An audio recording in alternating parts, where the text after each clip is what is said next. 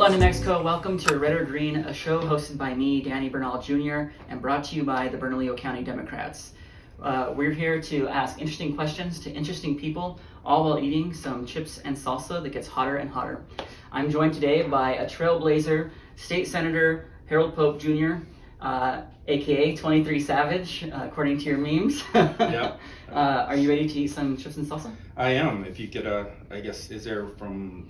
So we're gonna be eating. Not, I guess where it's the not as hot to the hottest. I guess is there an order or how do we? Yeah. So what we're gonna do is right to left. This will Okay. be the easiest of the group, and then it'll get hotter and hotter as we go. Great. Before each question, we'll just try some chips and salsa. Feel free to continue eating the salsa if you want. There's not that much. But other than that, you ready? I'm ready. All right. Let's try the first one. Maybe how to hold it a little bit.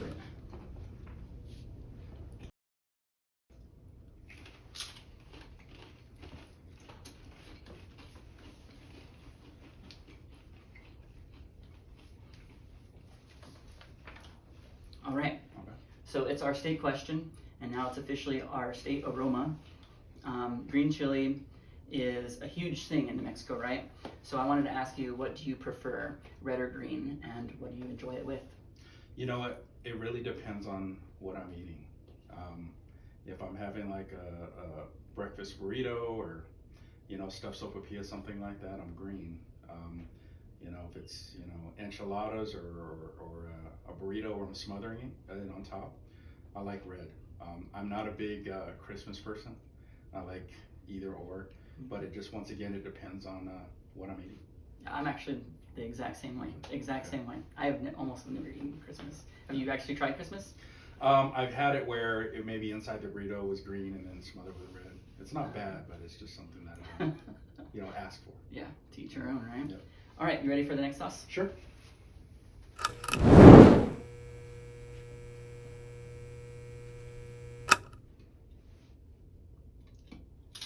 Make sure I'm not cheating. Put more on. I gotta get some of those chunks on there. Mm-hmm. Good. Just a little tangier than the last one, I think. All right. So, I see that you're a huge meme person. You're posting memes all the time, from football memes to political memes. Which is your favorite meme template, and why? A lot of times, just for time constraints, of course. There's a lot of recycled memes that I see from other folks and other friends, especially the sports ones. I tend to like to tease a lot of cowboy fans. And so I started creating my own meme where I wear this suit and they think it's a Dallas Cowboy color suit, but I tend to have some pictures that I took in this suit where I'm posing and I'm just usually teasing cowboy fans. So those are really my favorite memes about how they're not making the playoffs, have they won the Super Bowl yet, just things to tease them about. Of course, I do the political memes. A lot of those are kind of recycled from other pages or other groups. I'll start doing more of those, but it's really been just a time constraint. But I think teasing cowboy fans is kind of the easiest non-controversial memes that I can share. Well, not for cowboy fans. True. They'll get over it. They've gotten over it for I don't know how many years, 30-something years. They'll survive. Okay. Any particular reason why you have it out for the Cowboys fans? I grew up in Colorado. I'm a Bronco fan. And just everywhere you go, right, Cowboy fans are just obnoxious. Every year they win one game and it's like we're going to the Super Bowl. So they're just really easy to tease, and a lot of them are bandwagon fans. So just easy to tease. You gotta do that. Definitely not controversial at all. No. Anything you just said. No. The reality is you either love the Cowboys or hate the Cowboys, right? I think there's not a lot of middle ground. Yeah, that's a huge thing that I hear all the time about them. So, all right, you ready for the next one? Sure.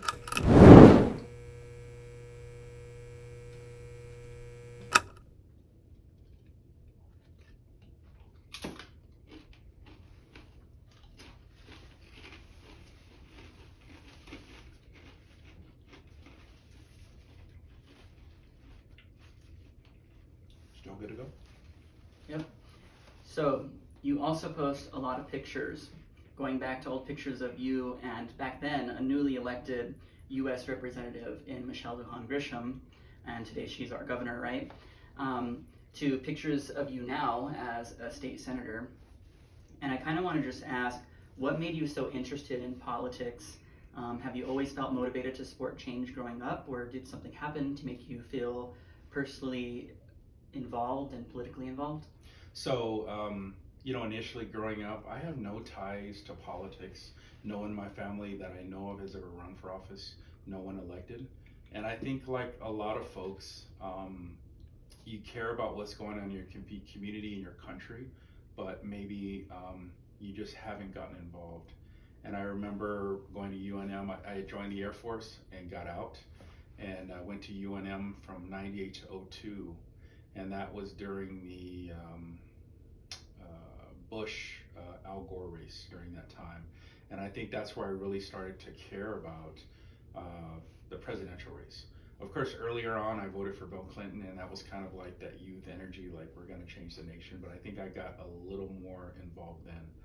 Of course, I went back in the Air Force, and while we vote and can contribute, we can't be as active. We have to try to stay as neutral and nonpartisan serving in the government. But once I got to the end of my career, I really wanted to get involved. So one of the plans I think I had was that once I retired, I thought not that I would run for office specifically, but maybe I would work and maybe serve and work with one of our elected officials. Maybe for someone like Michelle Lujan Grisham when she was in Congress, or Deb Haaland, and maybe be an advisor. That was a thought of mine. And so once I did retire and became active, and I was able to, do more than contribute and be a lot more active, hitting doors, making phone calls for Democratic candidates. I was just asked by actually another candidate, hey, you should run for Senate. And at first I didn't know if I was ready or if that'd be a good idea. And I think just having support of the community and knowing where I stood, I just decided to step up and do it. I think that's a tough choice sometimes. But if you're willing to go out there and work for other people, it shouldn't be that hard to go out there and work for yourself and get it done. So that's kind of where it led me here. And I'm sorry, I might be jumping into another question, but no, you're fine. That's kind of where that is. Yeah. This is technically our show, but it's Yeah. also more like your show. It's just all you. So Okay. whatever you gotta say it. You know what I mean? Okay. Are you ready for the next one? No, this one's looking kind of pasty saucy. This could be. And you gotta We'll dip see it what real in there. happens. Make sure you get it all nice and lathered. Oh yeah, there you I'm go. gonna pour it. There you go. I think that's the way to do it. All right. Since there's a little in there, it's scaring me that it could be hot.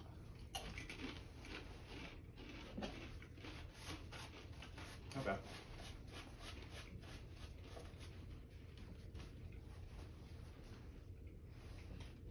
Good to go. That one needed some water right away, I huh? did taste that one though. But I know that's what it was, but it's like that. So, you had mentioned a little bit of where you grew up. So kind of speaking of growing up, what made you join the military, and what is your favorite memory while serving? Sure. When I was in high school, I really struggled. A lot of it was motivation. My parents had gotten divorced in middle school. I didn't really see a lot of the male role models around me, especially role models of color, especially African American men in the community I grew up. Grew up in Pueblo, Colorado. It's about 2% African American population. Now, I did have uncles and relatives, but many of them were married into their family. I had a lot more aunts in my family. I come from a really big family. On my mom's side, there's about 13 kids. Wow. Most of them are my aunts. And so I didn't see that motivation. My dad was down here. And so I never seen people that really look like me successful, besides my dad, like that got a college degree. So I got caught up in other things. I did play sports, but then the grades go down, and then can't play sports anymore, and it just becomes this cycle. And so I graduated, got a little minimum wage job, and unfortunately I was hanging around some of the bad elements and people that I shouldn't have been hanging around with. Ended up getting in trouble, and after talking to my uncles, they're like, you know, you need to get out of here. Um, you're going to end up in a situation where you could end up in jail, and just end up in a bad situation. You know, you're going to just get stuck here. And so they pushed me to go in the military. Um, I was really resistant to that. I wanted no part of that. I think when you're that young, you're like, rules and people tell me what to do. I'm losing control of my life. And all the movies and everything. But when that happened, I really considered it. And they were all Army. They pushed me to go in the Air Force and really pushed and said, look, you'll have money for school. And the Air Force is really a lot more, probably the closest to civilian life when it comes to the careers you do in the Air Force. You can do them on the outside. And so I signed up and enlisted in the Air Force. I served as a dental assistant. And I just never thought I could do that. And while I was there studying and going to their tech school would be equivalent of going to like CNN to get these studies, to get the skills, I really built confidence. I was just acing the tests and studying, and I was focused, because a lot of it, I think people pushed me. One thing I tell people, you know, and I tell this when I was running, and in some cases I tell the story, it's about really investing in us and the community and the people here. I see that because people invested in me. It's the same thing. This is what you get out of it. But I remember being in high school and my friends going to talk with their counselors about college and ACT tests and the SATs. They came out and that was a conversation. When I went in, my conversation was, we're just trying to get your diploma. And so I know there's a lot of people that get that. The low expectations, or they're told this is where you need to go. College isn't for you, or career isn't for you. But that always was in the back of my head, that I couldn't succeed. And luckily, going in the Air Force, I got out of that mindset because people actually didn't hold that against me and actually said, hey, you can do this. And I got pushed by other mentors, especially the dentists that I worked for, were like, hey, you need to go to night school and go to college. And so I started going to night school while I was in the Air Force. And after I did about 4 years, I decided, hey, to get out, and went here to UNF full-time, got out. Was thinking about dental school. So I did undergraduate biochemistry, but I decided to go back in the Air Force instead of dental school. And that's what really motivated me, and what I got out of it is really just getting away and seeing people that are educated and had opportunities, especially people that look like you. And I think that's huge for people. And I was able to do that, and I'm here. And then I went back in the Air Force again, retired, did that, and I just really hope that it's the same thing with what I'm doing now. I'm humbled to be the first African American state senator, not only because of the position I'm in and the responsibility, but I don't forget about the fact that there's many here in the African American community here in New Mexico that have been here for years and never got that opportunity, and they are well deserving. And so I hold that responsibility as well. But also going back to what I said, my background, no political background in family, struggles, getting in trouble, bad grades. But at the end of the day, people invested in me, and this is what you get. And that's really what the Air Force did for me. But how do we do that here in New Mexico? Because everybody shouldn't have to go in the military. Everybody's not really, might have a disability, might have issues with serving. They shouldn't have to do that. What do we do here in New Mexico to give folks that same opportunity that I got? Because I just see our young folks and people in our community that would just flourish and benefit if we just invested more in them. So that's what I take from that. Yeah, that was a really good story and a good, Yeah. Good jumping off point for you, I feel. And so, when politicians say investing in our future, it's not just words, right? No. We're actually trying to get it done to invest in our future so that kids who might not be able to go to college, or don't want to go to college, or do want to go to college, that we're giving them those opportunities so that they can go into them. So Yeah. that's awesome. The big, and for example, the big push now is, and I get it, I understand it. The big push now is let's go back to the trades and give those opportunities for kids. And don't get me wrong, those are needed. And CT, career technical education, I think we put about $40 million across the state so they could be electricians and plumbers and pipe fitters, things like that, right? And I think that's great. I think what we need to be careful of is what happened before with what I just told you in my story. I want everyone to have the opportunity to go to college or learn the trade. What we can't let happen is that folks that are struggling and we don't know, and we say, oh, you have to go for the trade. Yeah. You're not fit for college. Let's give those choices and those opportunities. And as long as we don't swing back to that, I think that's what's important. But that's the only thing I worry about is let's not go back to that, to where we pigeonhole folks and say, that's not for you. Yeah, give them encouragement and let them decide. Yep. Yeah, that's awesome. All right, are you ready for salsa? Oh, it's a green and kind of saucy like that, so I'm getting a sense this could be the same way. I'm gonna pour it.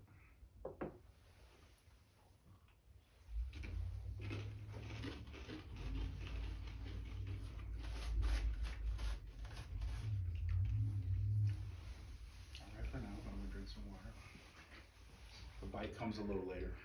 Oh yeah, with that last one, it came like way later. Yeah. While you were talking, you were grabbing another cup. Yep. So as I ask this next question, I'm going to just keep talking to me, but I'm gonna talk to one of the crew members because I have to ask them for something. So so you kind of touched on it, but living in different places from California to Colorado to Florida, and your Facebook said even Saudi Arabia. So you moved around and have presumably been a lot of places. What made you decide to stay in New Mexico? So when I originally got out of the Air Force, after 4 years, I moved to Albuquerque and went to UNM because my dad lived here, and it was an opportunity to live down here. And I just really loved Albuquerque in a way. It reminds me of a big pueblo, kind of where I grew up. Even though it's a lot bigger, there's still kind of that community here. Even if someone went to Manzano, they know someone that goes to school at West Mesa. You kind of just know the area. And so I went back in the Air Force, went to Florida, was stationed in California, and I was able to come back. And so when I came back, it was always a plan to retire here. And once I got back here in 2009, I stayed till about 2013. And for me to stay here, I was gonna have to take another assignment. So I actually took the assignment remote in Saudi Arabia for a year. And by taking that, it allowed me to come back and retire. Wow. So I came back in 2014 and I retired in 2018. And I think one of the benefits of that is there's a lot of folks who are here and they're like, oh, I have to get out of Albuquerque. Yeah. They've lived their whole life there. Or I hate this place. But I can tell you once you leave, you miss it. Mostly the people, but you miss the community. But also leaving, you see other things going on in other parts of the country and the world. And you're like, what can I bring here that would benefit Albuquerque? Not change it to make it Florida or California, but what are we missing? And what are the good things of that community that we can bring here, right? And so that's one great thing I think about Albuquerque is we're still growing. We're still, in a way, even though we have issues and things that we need to deal with, we still haven't set like our permanent path of who we are when it comes to like economic development and what we do sometimes as a national leader. Of course, besides the chili and the things that we do as a state, right? And so we can make our own path. There's a lot of things that we can do. And I think we have a huge opportunity with oil and gas where we are, making that transition and using that revenue to do that. And what can we do in our state that could be kind of like the shining model for the rest of the country? I think we're doing that in some ways in the state when we talk about how we're ramping up early child care, when we're talking about, you know, that's just one example, but when I go to other parts of the country, they talk about that. Like, we're talking about, pre-K for every child in the state. Yeah. So even though we're at the bottom in some rankings, we're leading in some other areas. So that's, I guess, the benefit of leaving and coming back, Yeah. and making sure also, right, there's bad things in other places. And so when it starts coming here, no, we don't want to do that, because I've seen how that can negatively impact a community.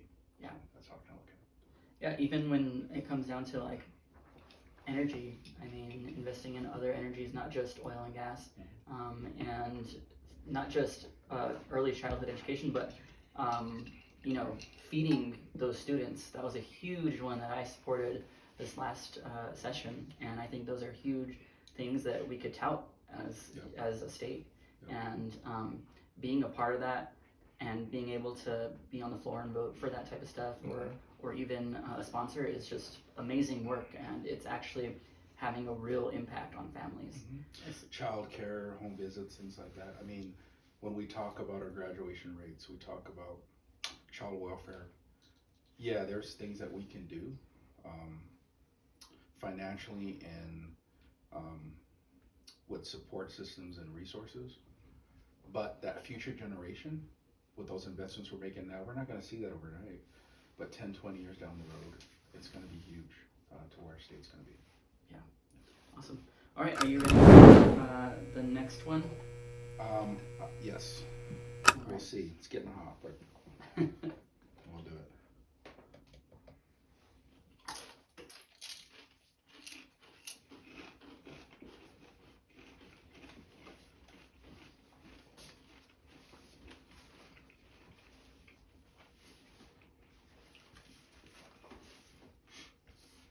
Well, that one's not nearly as bad, I don't think, but my nose is running a little bit now. No. Okay. So, you are, you're tweeting a lot, you do a lot of memes, all that type of stuff, right? And we kind of touched on that a little bit. But not only do you share memes, but you've also kind of become a meme, Yes. right? And there's like this amazing one where you're actually, I believe, in the suit that you're in right now, right? Yeah, this is my meme suit. And first, I want to ask about that and what this came from, the backstory to this. And then after, I want to talk about maybe you posing a little bit and doing a few memes for us in this suit, okay? Right. So this is the meme, just so you see it. Yeah. And so what is the backstory of this? So the backstory of that is actually last year, a trip to Vegas, actually. So a lot of my friends and some of the ones I was in high school with that joined the military, we usually once a year go to Vegas in October, September, and just kind of have a guys trip and hang out. And so what that meme picture actually is of, we always do like a nice steak dinner at one of the nice restaurants in Vegas. And so what happened was we went, and there was 12 of us, and we got this reserved table with 12. And it happened to be the same evening, the day, and I was actually, believe it or not, I was on Zoom, and we were having our leadership elections for the majority caucus in the Senate. And so that morning I found out that I was elected to be the majority caucus chair. So while we're out there evening, they wanted me to sit at the end of the table, and it was kind of like a toast, and we did stuff. But what happened is one of my buddies was just taking pictures while I was sitting there talking, and he shared them, and he said, these are some really cool pictures, like you're like the Don, or you're like running stuff, or and the suit and everything. And so I said, let me use these pictures. And I think I shared a few, and people really liked them, and I said, oh, let me use these as beams. And so it started kind of teasing Cowboy fans and doing some things, but yeah, and I just started sharing them, and people really liked them. Haven't used them really on the political side. I will start doing it. I will say I'm a little not scared to do it, but I know once I do that and go on Twitter, I'm sure the other side will use the picture in other ways, just like so the positive meme can become the negative meme, but I think that's worth the risk just to get your message out there. But that's where that came from, and that's really how that started.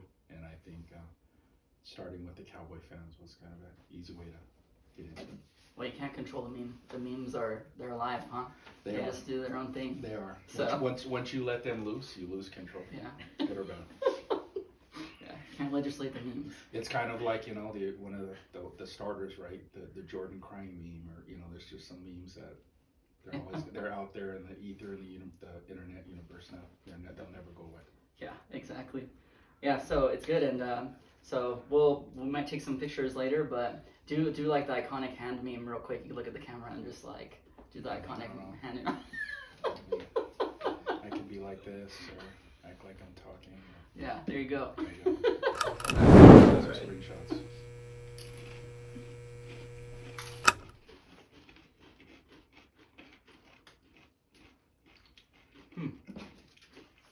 We'll see if that one bites later. I think these ones, because they're just so soft, they just like absorb so quick. Yeah. All right. So,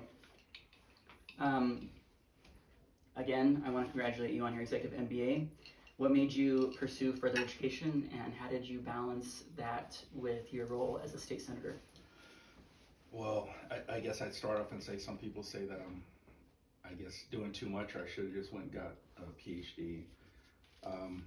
Thanks for congratulating me. So my executive MBA is actually my third master's degree, believe it or not. Oh, wow. Yeah, so I was undergrad at UNM Biochemistry. I have a master's in operational management, Air Force, kind of like organizational leadership, civilian side. And then I have a master's in pharmaceutical chemistry from University of Florida. I chose to do this because just kind of the networking, and I'm still was trying to figure out like what my next career move would be. As you know, we're in that volunteer Senate, still have to work. Mm-hmm. I don't have to work per se that I have my retirement, but I do want to go back to work.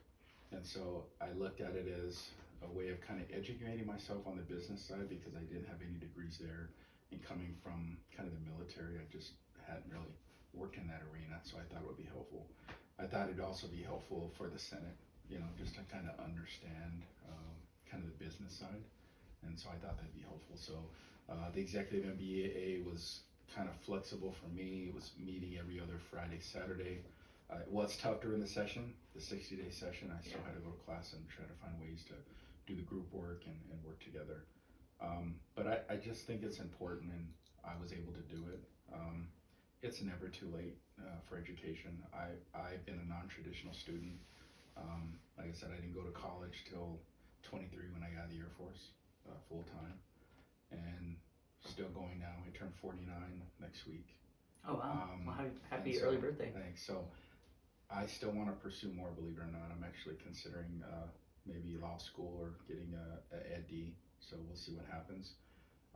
But if I can manage it, I'll continue to do it.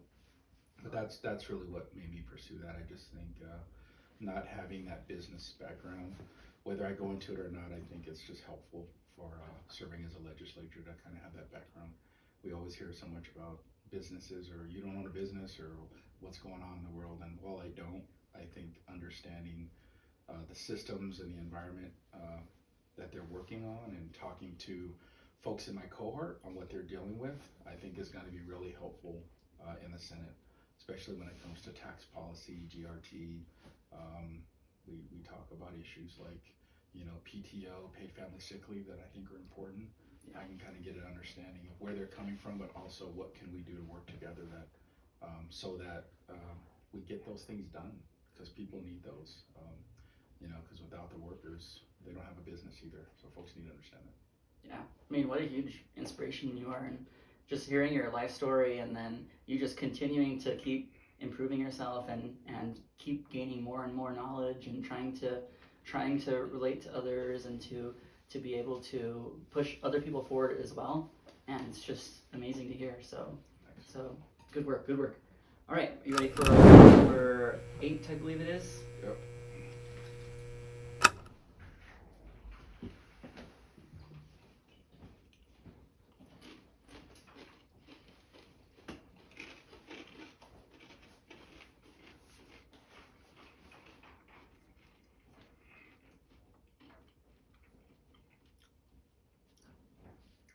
Not bad. They have a lot of flavor. It's actually good. All right. So, I wanted to ask you, and I know you touched on it a little earlier, how do you feel being the first African American state senator in New Mexico? And, you know, what do you see as progress, not only in New Mexico, but in the United States as a whole? And what are your plans to help achieve more of that progress? So, I know I mentioned a little bit before, I'm just really humbled to be in this position. When I first decided to run, I had no idea that this was the case. And then actually how I found out is I had our Secretary of Interior, Deb Holland, did my kickoff.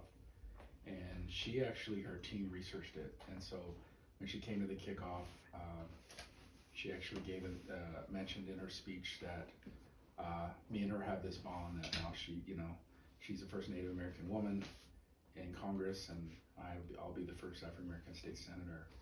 And I think it didn't really hit me until later on. There was like national press and people were talking about it. And once again, I'm just humbled to be in this position, and I just want to do right. I think it's huge to have a member of the community in the upper chamber in the Senate.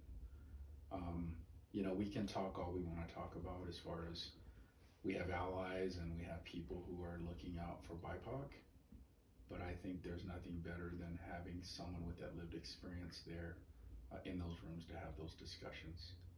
And I've already had to deal with that sometimes. Look, I'll be candid here. People probably don't even want to, in my leadership, might not be happy on saying this, but you guys were around during redistricting, and you guys probably heard about some of the things happening and how things got held up. And so that's where we need to be in the room and say, look, this is not good. Whether you're in the African American community, Asian American community, the indigenous community, to say, this isn't right. And once again, I'm happy to be there and say that.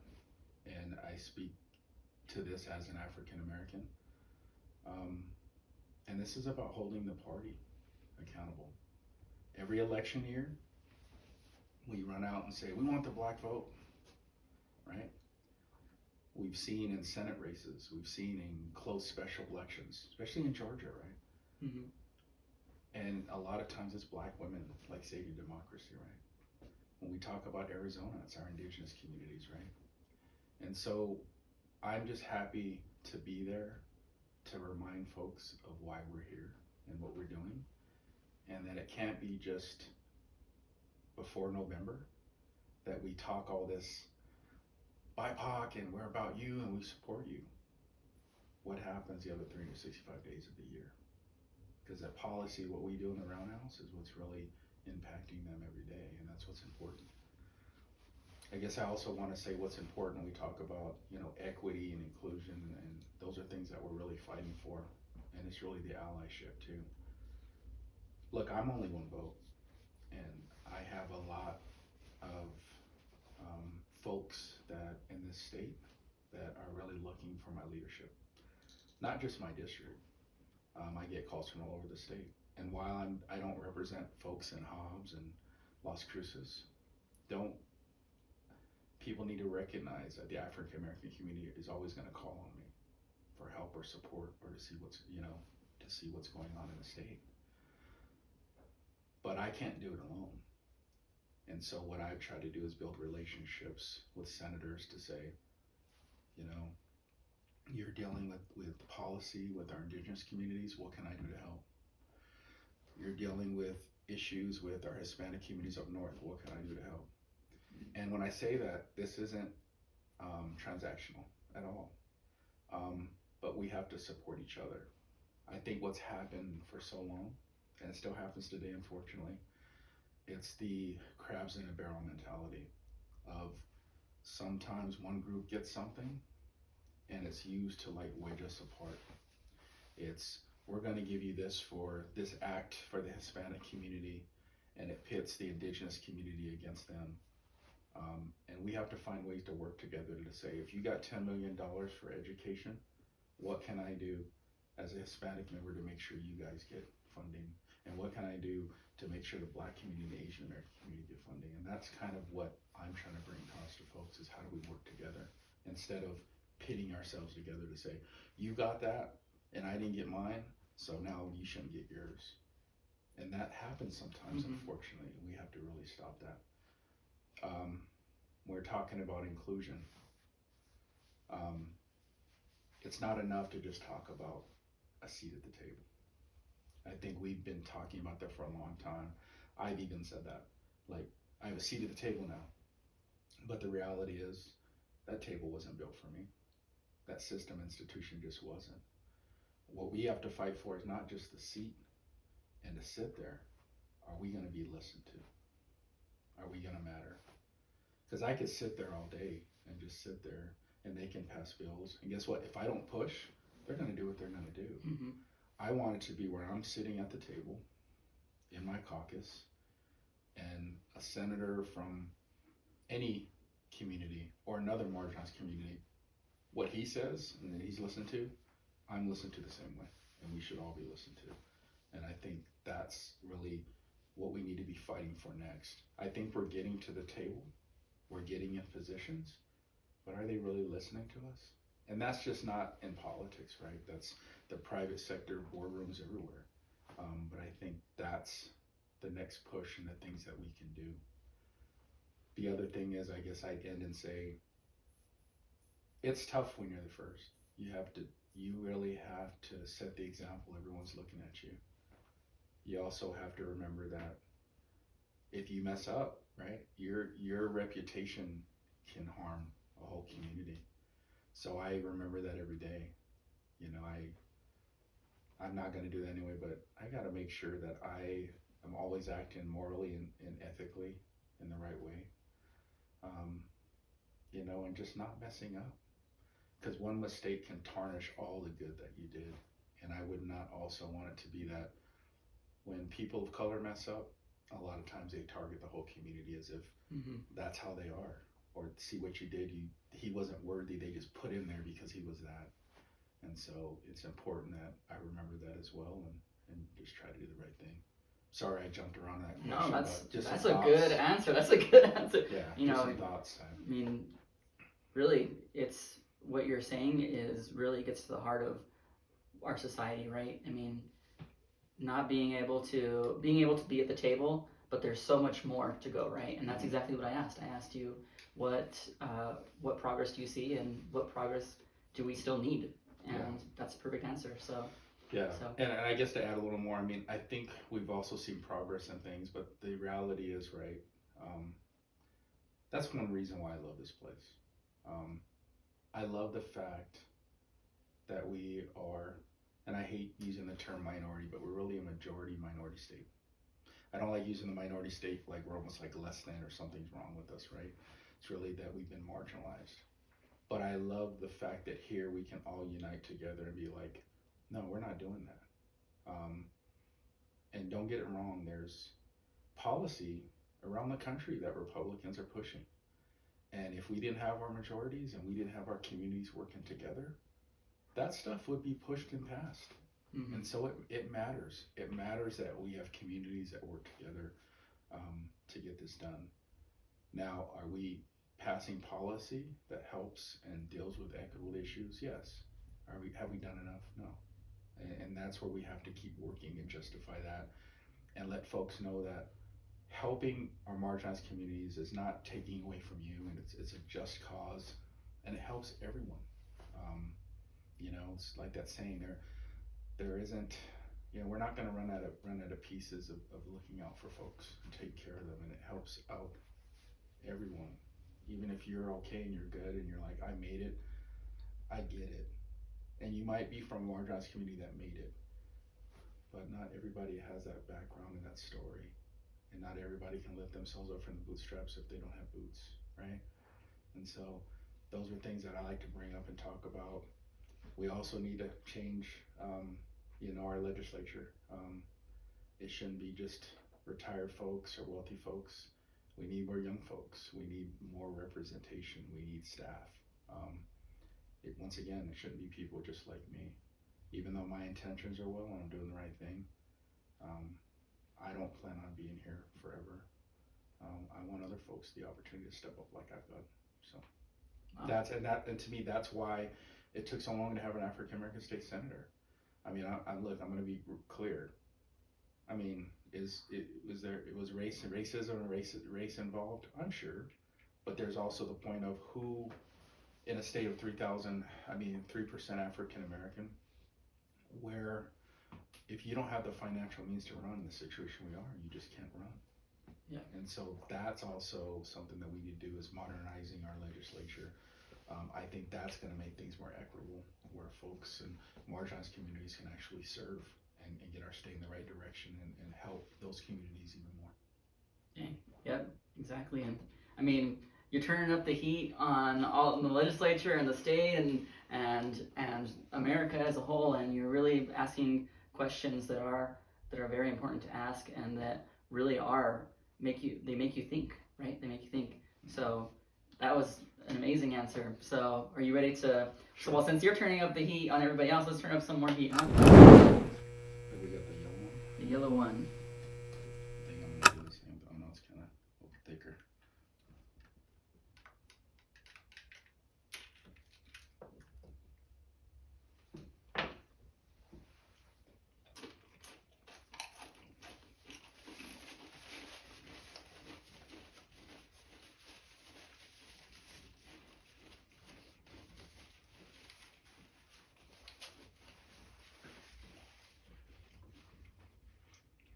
All right. So moving even further into your tenure as a state senator, you sponsored 34 pieces of legislation this most recent session, right? Since the beginning of your term, what have been the pieces of legislation that you are most passionate about, and why? I think there's been a few, and some took a little longer to pass, and some we still need to pass. So I was lucky in the first session in 21 to pass we called it the Crown Act. We don't call it that anymore because it just got so expensive nationally, and that was the hair discrimination bill that's happening in other states. So I was honored to sponsor that. But I was also honored because that's a bill that came from community. That actually came from a student in Albuquerque High School that reached out to Senator Cedillo Lopez, and they were working on it while I was running, and they thought, you're gonna win and we're gonna have you do this bill. And luckily I did, and we passed it. But we made it broader and bigger. That's why we couldn't call it the Crown Act, because the Crown Act is usually specific to African American women and their hairstyles, their braids, their locks, the discrimination that's been happening in the workplace and in schools. And it goes back to what I talked about with working together and allyship. Our state is 3% African Americans, and they matter, they count. People always talk about that as if we don't matter, but we see how elections are so close, it does matter. But we also needed to help out everyone, not just African Americans here. We had an incident at a high school on the west side. Indigenous student got her hair cut from a teacher. And so we broadened it to our indigenous students and folks in the workplace, their braids, but also religious styles and headdresses. So it became kind of the broadest thing kind of around the nation, but more inclusive to make sure all our communities were taken care of. So I'm just really proud of that, because this was a real issue. Me being in the military, always having to have a short haircut and things on top, I never faced things like that. But no one should be looked upon as not professional or looked down on because of their natural hairstyles, or be forced to straighten or perm it or do some things a certain way. And so I think that's huge, and I was happy that I sponsored that. Voting rights bill, of course, the one that we did got filibustered, and it's just the importance of what is happening around the country. Other states, of course, are taking away rights, and so we wanted to expand them. It got filibustered, but of course this year I didn't sign on to it, but it had a lot of my specific stuff as far as the permanent absentee ballot, and we got it done. And I think that's what's important people need to know about me is I'm not here to have my name on a bunch of bills. I just want it done. Yeah. If no one's going to do it, I'll sponsor it. But it's for me, it's not about credit or getting things done. Let me rephrase that. It's not about credit. It's about getting it done. So if you can get it done, that's all I care about. Yeah. But still proud that it's done and it happened. I think some of the bills that from the leadership of Senator Lopez, she has her Diversity Act, looking at the state level of having like a chief, like equity and inclusion officer, a person who looks at our state agencies to make sure that we're doing the right thing. She's been trying to pass that, I think, for like a decade, and we keep running out of time. It got caught up in House appropriations, but I think that's something important that we do. I mean, usually it's government and federal government's ahead of things like that, and we see in the private sector and corporations have that. And we just need to make sure that we have someone in our state agencies looking into that. Because once again, it's what I brought up when I set the table. Many of these institutions, state agencies were not formulated or started up to include everyone. Let's just be honest here, right?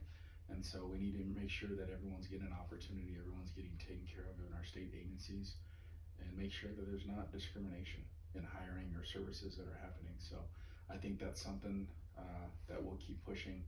I mean, I could probably go on and on some other bills. End of the day, you don't get everything done. You keep pushing bills like the Green Amendment, the Senator City Lopez is leading on. You know, I'm also proud of the work we did with some of our military and veterans as well. The retirement, not taxing military retirement was my bill, and we ended up passing that in 22, and it's phased in, so 121 actually, and then, so I wanted to look at that in a more progressive, equitable way. I'm a military retiree, but I want to make sure our enlisted folks, lower ranking folks, don't get theirs taxed at all. Those are the younger folks, those are the folks that are going to still have to get another job. They need that revenue more compared to the colonels and generals that are making more in retirement than some of our working families in New Mexico. So what got passed was up to 30,000 was tax-free. So that really covers a lot of our lower ranking folks. Higher ranking folks still get something, but I think that's a good middle ground to give some relief, but give relief in a progressive way to our folks that need it the most. And so I'm proud of that as well. That's temporary right now. 10,000, it's phased in 10,000 in 22, 20,000 in 23, and it'll go 30,000 in 24, sunset to 26, but we'll have some time. The reason we did that, we also want to make sure, like, what is the impact to the revenue of the state? I think we need to be responsible that way. So something else that I'm proud of, you know, that we're getting done. Yeah, and you know, you mentioning that sometimes you just run out of time. You know, that's a huge issue, I feel, because there's so much that we want passed and so much we want done, and we're always running out of time. And that's why I feel we need a full-time legislature.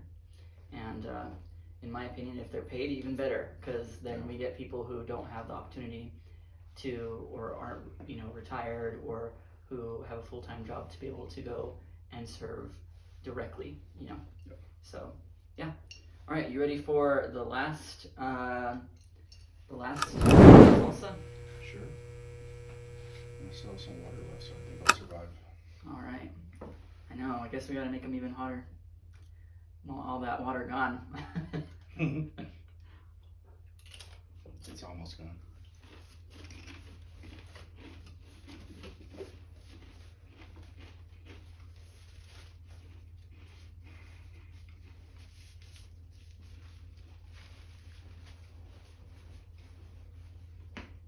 All right.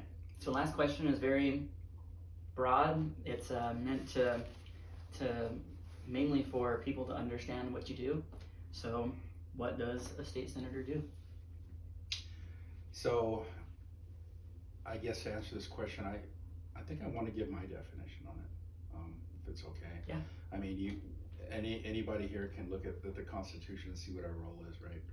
And so we're the legislative body. of the state.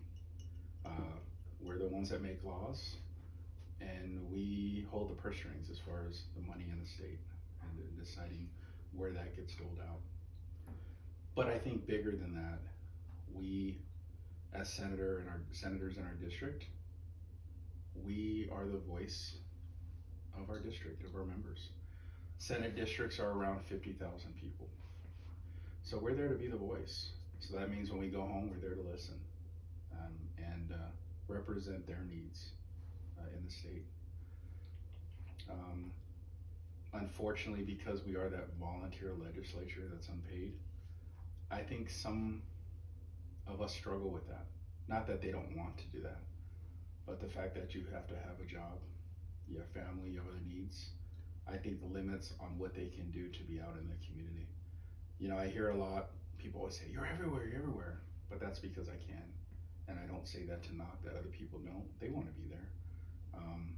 You know, I'm not married, I don't have kids. I have a retirement coming in.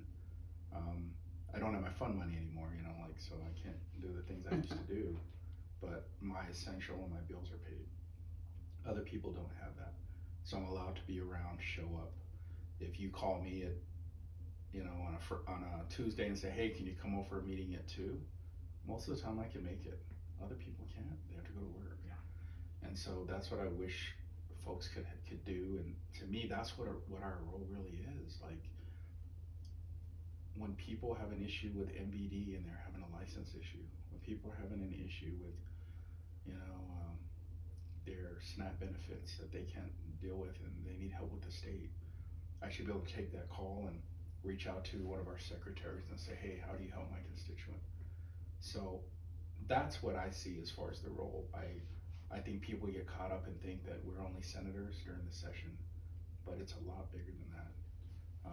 Whether it's constituent services that I just mentioned, people issues with the state, but the interim committees that we're going to now, you know, the budget policy, the bills that we're gonna that we'll bring forward in January, those discussions are happening now. So that's where we have to really make sure that your senators and your reps are getting involved, but also the community coming in, voicing their opinions in public comment, but reaching out to us to see what kind of bills that we can do. You know, because getting a call a week before the session, it's really too late. I mean, we could draft something, but you want to do things early so that you can bring those to committees, have time to get other senators and their reps on board. So I know that's a long answer. It kind of jumped around, but I look at, besides the constitutional role of what we do, once again, it's being that voice and just listening. And sometimes you don't agree with your constituents on a policy, but being able to listen and tell them why and where you're at. The elections and everything and the consequences of that will work themselves out, but you can't be hiding, you can't not take a call. That's to me what a senator is supposed to do in the role. And I can tell you there's people that I know for a fact did not vote for me, but call me for help and are shocked that I call them. And some of them have even said, hey, I didn't vote for you, I'm not your party, but I'm gonna vote for you, you actually helped me. And I'm not saying that to tell people do that for a vote. Do that because when we get in, we don't represent who voted for us. We don't represent just the Democratic Party. You do represent your constituents in your district. Yep. All right, well, awesome. So, I mean, you've been doing really well. We do have one last little kind of bonus. They're pecans. You could go ahead and have one if you'd like. They are really hot. I'm sure they're hotter than some of these salsas. So. I should have grabbed a small one.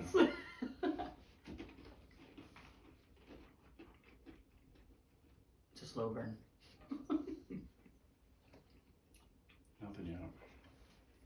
But it's probably in the glaze or something. Unless they switched them out, but I'm pretty sure. Filling a little bit now.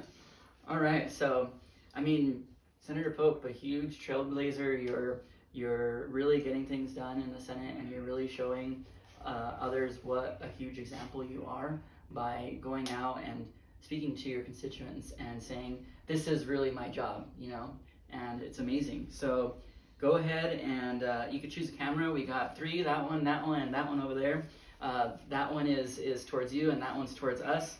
That one over there you might not want to do. Tell us anything you got going on in your life, or anything you want to say to our wonderful viewers and New Mexico. Sure, I guess what I mentioned before, I think the best legislation that gets done is really what's coming from the community. And so I believe this is the time where you need to reach out to your rep or to your senator to talk about the issues that you're dealing with in the state. This is when those conversations need to be happening so that we can work on some draft legislation if that's possible. And then with that legislation, maybe bring it to the appropriate committees. If there's a healthcare issue that's you're dealing with in our state, working with your rep or senator and maybe bringing that to legislative health and human services so that it can be vetted, so we can maybe get other senators to support that legislation. So then that way when the session comes, maybe it can be introduced and it has a more likely chance of getting passed. But this is the time to reach out. I know it's the summer, it seems slow and they're not in session, but believe it or not, we are going to be hitting the session before you know it. We're hitting Memorial Day, it'll be 4th of July, and then it's Labor Day, and I don't know what happens. Everything just flies by. And so this is the time to get things done. And I think a lot of people kind of forget that. I get calls in January, and we could try to get things done, but this is the time to do that and work with your senators and reps. So I would just leave it with that, but also say we're here to help, as I mentioned. If you have issues within the state, you're dealing with issues with MBD, you're dealing with things with workforce solutions, you can call us for help. Now, we can't help with federal issues. We get calls on that. I've gotten a few calls on what am I going to do about the border. That's not really our role. But if there are federal issues, we can actually pass it on to our congressional representatives and our U.S. senators as well. We have contacts there to help you. Not that we won't help you, just understand that we can't help you ourselves, but we can get you the help that you need. But I think that's what's important, and that's what I'll leave it with. Awesome. All right, well, thank you again, Senator Pope, for joining us. You heard him. Reach out to your senators and your representatives. It makes a huge impact on everything politics within New Mexico, within the whole United States. Thanks to you all for watching. Please like, share, comment, and view multiple times if you want. We're interviewing interesting people with interesting questions right here in the land of enchantment. Thank you, and be safe.